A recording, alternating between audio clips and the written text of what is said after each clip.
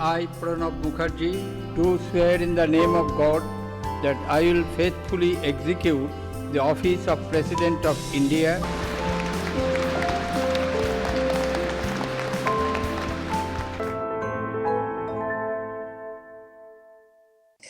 Namaskar and welcome to this edition of DD Dialogue, which is dedicated to the life and times of the former President of India, fondly called Pranab Shri Pranab Mukherjee ji, his legacy and most importantly, his journey from a small village, Merathi in West Bengal to road to Raisena.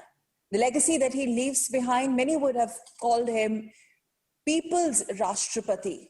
But to understand more about what Pranab Mukherjee was all about, the People's Rashtrapati, we're very, very glad to have with us on this show Mr. N.K. Singh, Chairperson, Finance Commission, and also former Member Parliament, and somebody who has had several trysts with Pranab in various capacities. Mr. Singh, this intergenerational mentor in politics is how you've of late described Pranab, your association with him. Oh, it's an interesting term. How do you define this? And when you talk about the life and times, and you've known him since 70s, how do you remember him today?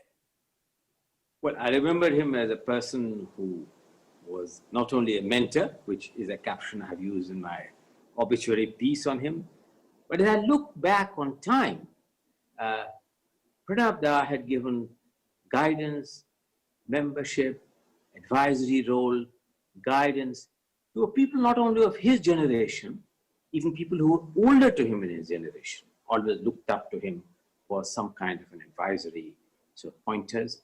Certainly people of my generation, which is generation removed, look to Pranab as a guidance.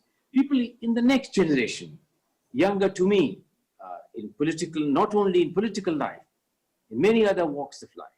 I mentioned in my obituary piece of a strong interest in classical music, and classical dance. I particularly mentioned about his late wife, Subra, who was in his first time when I knew him, used to conduct his classical music and classical dance, yes. Rabindra Sangeet, two children. So I view him as an intergenerational mentor because he did not allow narrow partisan political processes to cloud his vision. Look, for instance, a quintessential congressman was specially invited as a guest for the RSS function. Who could have imagined? And do you think precisely because of the presence of Pranab on that dais, it became a national event? And since you talked about the RSS event, there was a lot of interest that was generated nationally. That what is he going to speak when he shares a dais with the RSS? You remember that? Yes, I remember that. I remember those analysis, analytical writing. But let me tell you, privately too, his views were that the RSS was not merely a voluntary organization. He had told me once that of Indians, this was embedded in Pranab's psyche, that please do not go by the narrow ideologies. He had always viewed the RSS in the years that I knew him.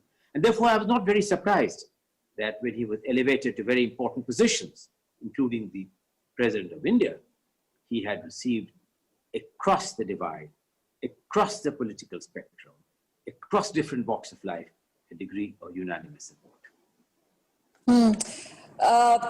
Just to quote from that speech, one of the powerful speeches by Pranab, only a piece of land cannot be called nation. A nation is created where one culture and one tradition lives together. Hindustan is name given to our country, and this is country of Hindus, unquote. Yeah.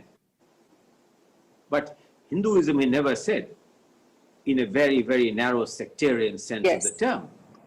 He had used the word Hinduism akin to Hindustan, which is the name of the country, in a much broader sense, not in a very narrow sector.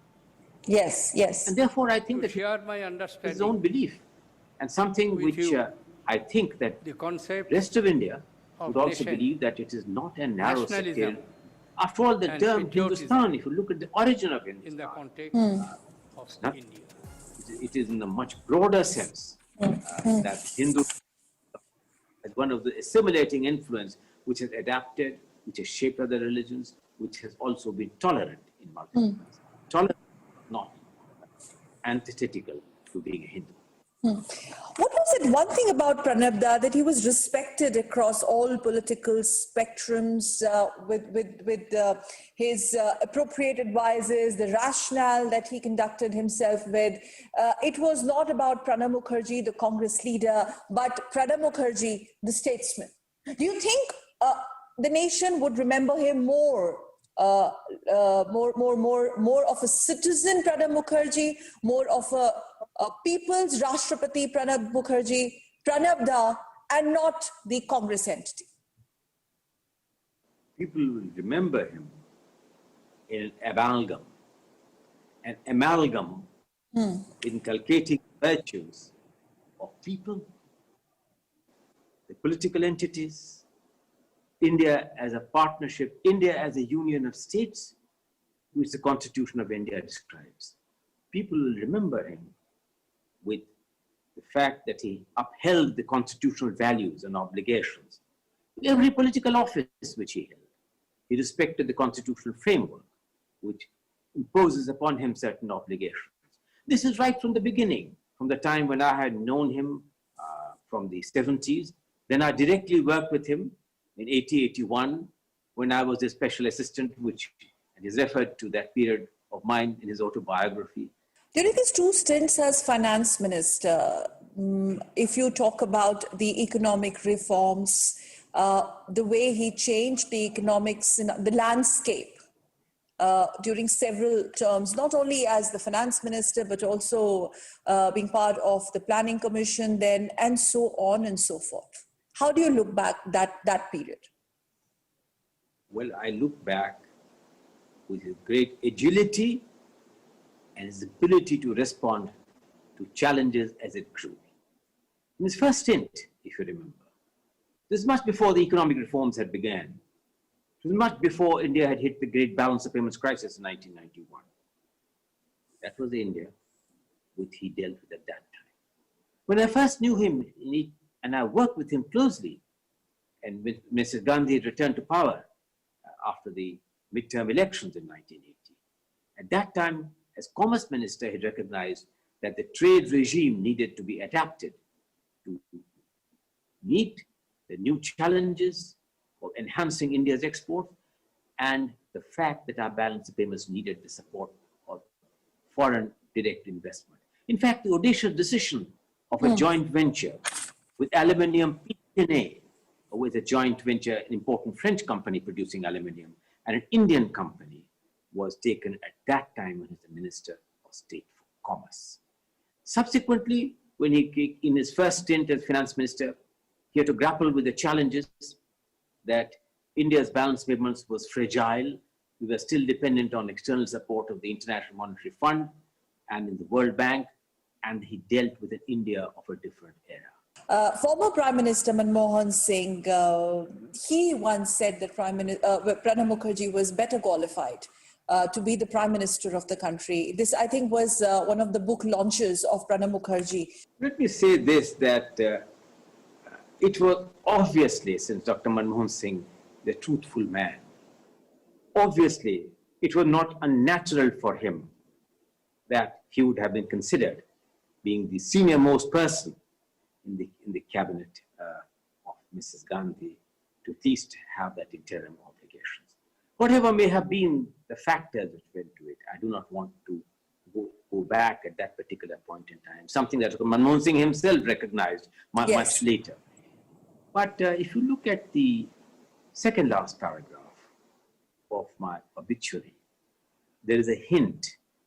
Yes, and that's precisely why I asked this, yes. There is a hint because in my long meetings that I used to have with him when he was the finance minister, sitting one late evening, I was still a member of parliament at that time, he said with some vision at that time, looking right through to the ceiling, that I have to get out. He used to call me Nandu. Nandu, I have to get out of this place. Where do I go? Exit to the South Block is blocked because there was no vacancy in the office of the Prime Minister. Only other place is Raisina Hills. And we left it there. I mentioned here that I couldn't do very much, but I did put Nitish Kumarji, who was an important ally of the BJP at that time, and they spoke to each other. Nitishji had held him in such high regard, even in multiple capacities. I think that they had a very useful conversation. And I left his room with longing hope and expectation that he would be nominated by the ruling party at that time to be the nominee for the presidential. And when he was, if you remember, it was with great unanimity and acclaim and with great dignity that he moved to the Rashtrapati Bhavan. The dignity of the office which the Rashtrapati Bhavan represents, he was acutely conscious of that. And during his period, he did everything to enhance the constitutional office, the dignity, grace, and wisdom. Now, there's a lot being talked about the diary that Pranab maintained. He wrote a diary every day, right? In great detail. Yes. By the way, I must tell you that learned Bengali politicians of that era wrote a diary every day. So did his colleague at that time, Professor Devshah Chattopadhyay. Very complete diary of each day's feelings chronicled. Pranab Da was in that tradition. In fact, he was one of the people who followed it with great alacrity. So when he was working on his autobiography, he told me with some lament that the diary for some particular 2 years had been destroyed in the floods and in the rains. So I said, then what will you do, Pranab Da? That's no problem, Nandu. I recall all those events graphically as it happened, which he did, and then wrote in his autobiography. He had never allowed the time which went by or the absence of the diary to in any way impair the computer memory which he had. Mr. N.K. Singh, it's very difficult to describe a journey of a political journey or a personal journey spanning so many decades. But final thoughts from you, sir. How do you remember him today? The legacy. It's a watershed with which he was the last of an era of an amalgam of politicians with a huge understanding of Indian culture, Indian history, Indian religion, and an embodiment of the quintessential of what constitutes India, its soul of India. He was one of the last living people who represented that. It is with that nostalgia that I remember him, not only as somebody who was like my mentor, but somebody with whom I had the privilege of interacting in so many multiple ways. And he used to call you Nandu, you said. Fondly Nandu. call you. That always he used to call me Nandu. Very few people call me Nandu. They call me NK, but very few people call me Nandu. He was one of those who affectionately used to call me. You feel it's a void which cannot be fulfilled ever? Well, I would say certainly a very big void for anyone to even try and come near what he was. It is a big void in our political life, in our cultural life, in our life. Someone who understood the soul of India, as I said, in its multiple facets and multiple diversities. Well, on that note, that someone who understood the soul of India, that's Pranab Da for Mr. N.K. Singh Nandu, he would fondly call you. And I think that speaks volumes of how you've really described Pranab Da, the former president, the people's Rashtrapati, and the citizen Pranab Da. Thank you so much, Mr. N.K. Singh, for talking to us on Doordarshan. Thank you, sir. Thank you very much. Namaste India. Namaste land. مرحبا إلى الهند. Salam India. Namaste India. Namaskar Bharata.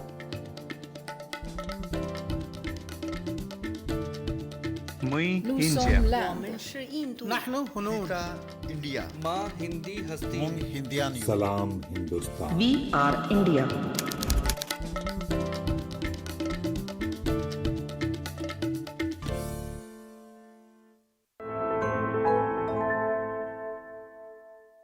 And now we're very honored to have joining us all the way from Netherlands, Ambassador Venu Rajamoni. He's India's ambassador to Netherlands, and he was the press secretary to late former President of India, Shri Pranab Mukherjee. Ambassador Venu, thank you so much, sir, for joining us on this special program dedicated to Pranab Da.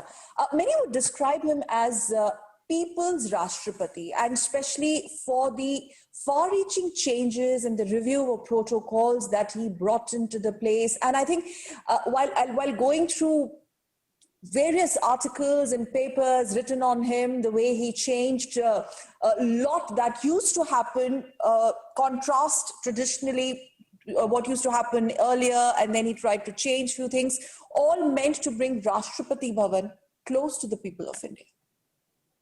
Yes, indeed. I think that is one of the most important achievements of Pranab Mukherjee's presidency.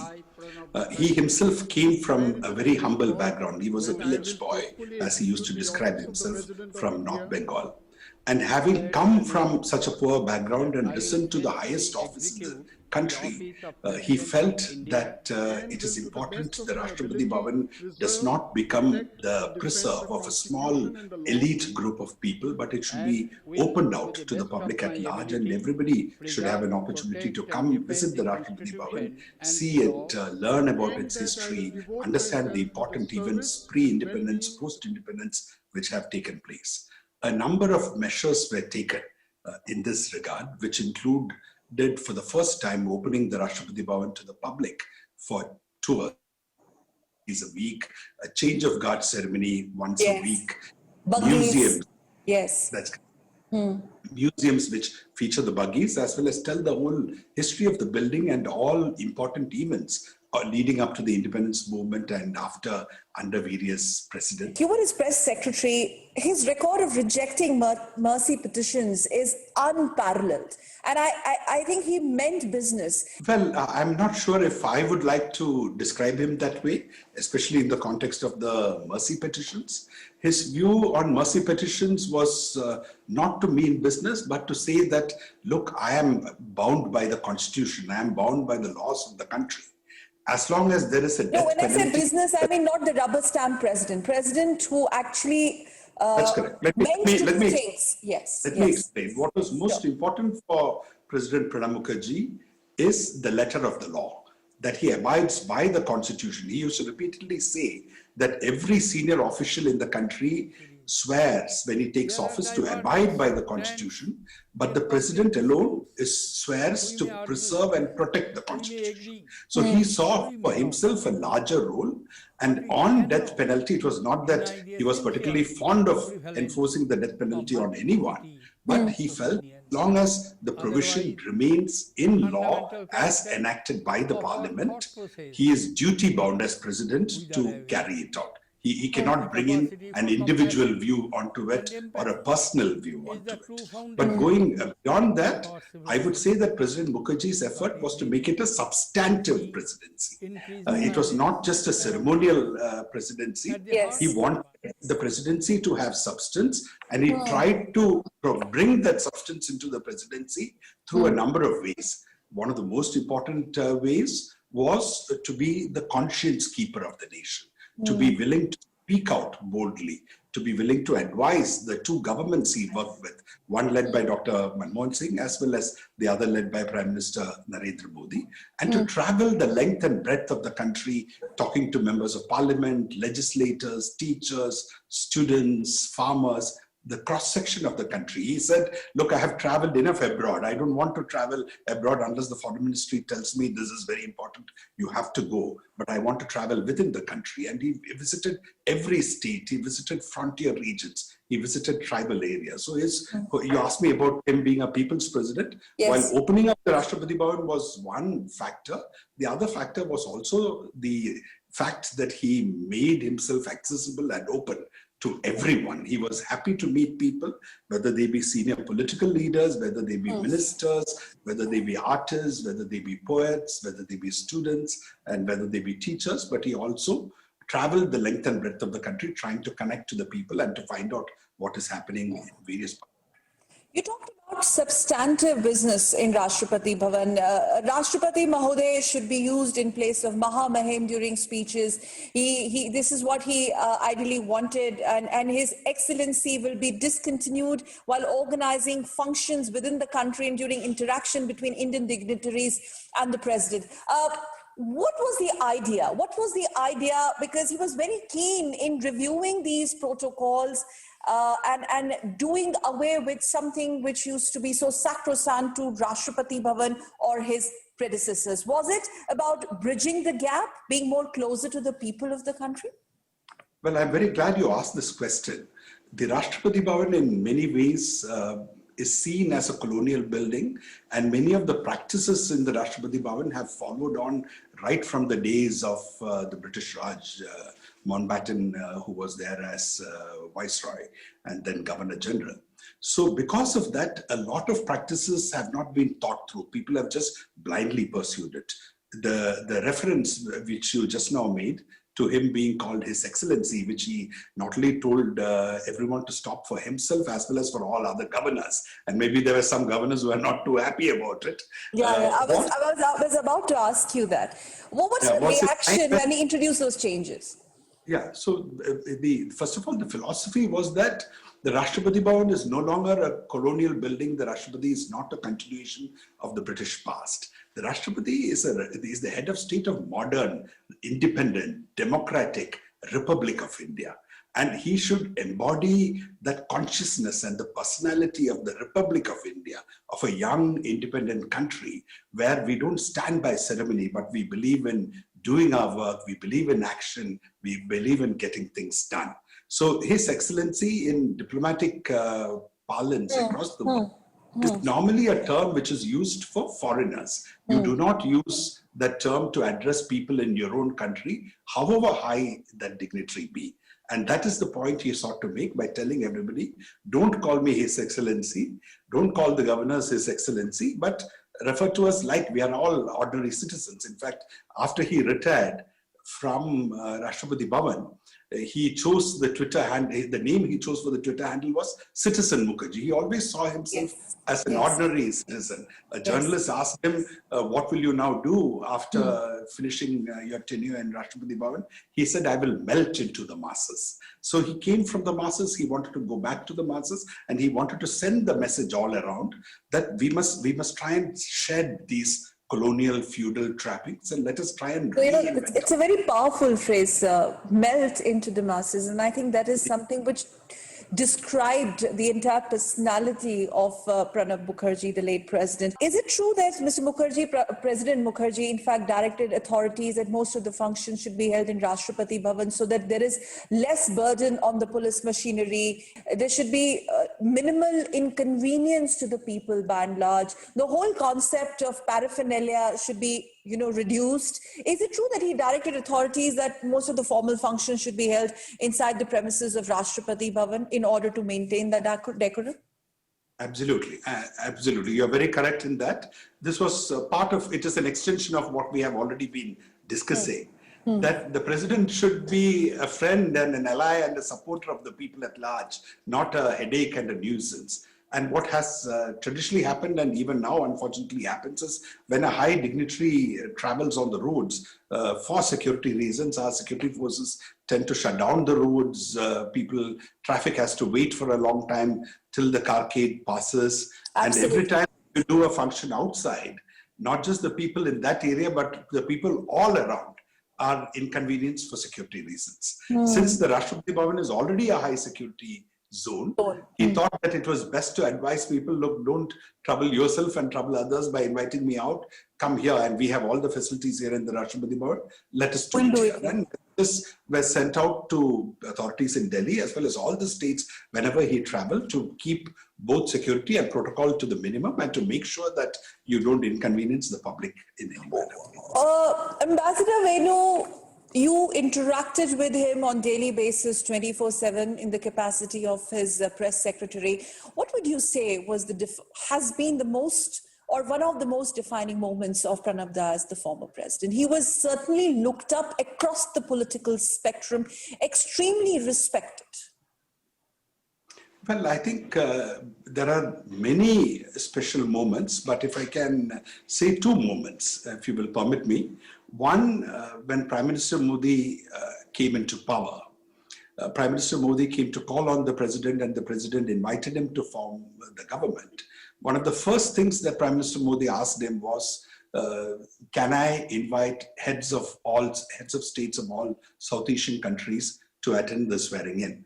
Now, the swearing in had to be held in a few days. It had to be held in Rashtrapati Bhavan. This was something completely unprecedented. It had never before been done. A great deal of activity had to be undertaken at very short notice to try and make Prime Minister Modi's wish happen. But President Mukherjee had no hesitation in saying, I think it's a very good idea. Let's do it. I will make sure that from the Rashtrapati Bhavan side, everything possible will be done. And the second moment, of course, is a sad moment, a tragic moment, which is when his wife passed away while he was in Rashtrapati Bhavan. He was, in the morning, he had to take the body to the cremation ground. He completed all the rituals as per the traditional manner. But that evening, there was a pre-scheduled appointment. A foreign dignitary was to come and call on him. Okay. So, his entire team, including me, advised him, so you can cancel this. People will understand. This is a moment of grief for you. It doesn't matter if you're the dignitary. But he said, no, duty always comes first. Give me my talking points. Give me my brief. I will do my responsibilities. And he went ahead. Ahead with the meeting. He had very strong thoughts on the need for allowing debate and discussion to take place in Parliament, extremely strong thoughts on the rule by ordinance, extremely strong thoughts in respect for following best practices, parliamentary practices. Ambassador Venu, what I'm trying to ask you, what according to you was something that set Pranab Da or former President Mukherjee apart from his predecessors? I know it's a very tricky question, but you can attempt that.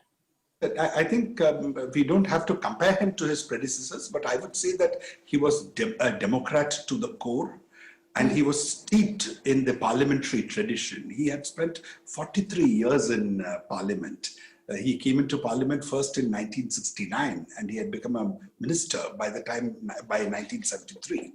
So having seen the Parliament evolve over the years, and also as a scholar and a person fond of history as well as political science, he knew modern Indian political history very well. He was a great admirer of Pandit Nehru, and particularly Pandit Nehru's performance as a parliamentarian, his contributions to building of parliamentary traditions. So because of all this, he felt very strongly, he was very hurt when he saw members of parliament or legislators misbehave, when we saw that parliament and legislatures were not performing their duties as they should. And that is where he would always repeatedly, he made it a point to visit legislators, to meet parliamentarians, and he used opportunities to talk to them, to say democracy means 3 Ds: debate, discussion, dissent. There is no room for disruption. Part of his presidential speech, and I'm sure you remember that. I'm just going to quote the excerpts. I have seen vast, unbelievable changes during my journey that has brought me from flicker of lamp in small Bengal village to chandeliers of Delhi. Flicker Absolutely. of lamp to chandeliers of Delhi, quote unquote. So that was something which he always kept in his mind. And that was what gave him the humility which he represented, despite having been a parliamentarian, a senior political leader, minister holding very important portfolios, and finally the president. So his legacy is going to be of a president who came from a very poor background to the highest office, who was a Democrat firmly by his conviction, who was a parliamentarian par excellence, who believed in the transformation of India, who believed that education was the alchemy which can change the future of India, and who believed in its youth, who thought that teachers needed to be respected. He himself, having been a teacher, they need to be honored, they need to be recognized. And more than anything else, a person who believed that India's biggest strength lay in its multiculturalism, in its pluralism, that every people from all parts of the country, every corner of the country, to be brought together and united in the exercise of Thank you very much, Ambassador Venu, for joining us live all the way from Netherlands. You've been ex-president's press secretary for full 5 years. Thank you so much for sharing your thoughts. In the words of Pranab, democracy is not a gift but a sacred trust, quote unquote.